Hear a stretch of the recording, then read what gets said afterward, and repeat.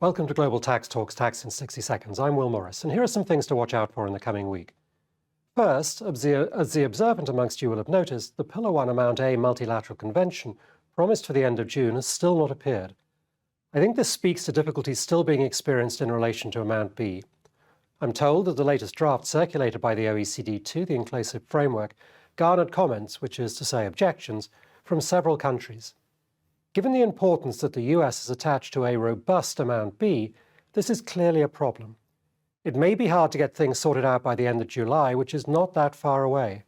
So, although I think the US administration still wants to sign, I would now put the odds of the US signing the MLC at less than 50%. And of course, without the US, the MLC cannot move ahead, and the failure of Pillar 1 will be declared. That, to put it mildly, will not lead to greater stability.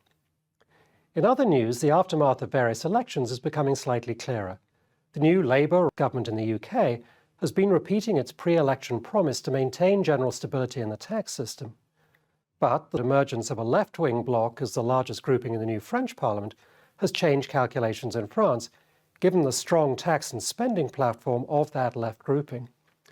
In the European Parliament, after the departure of the well-known Dutch MEP Paul Tang, who headed up the Fisc Tax Subcommittee in the Parliament, the Left Party, which is to say parties of the left to the left of Social Democrats, have claimed the chair of that committee.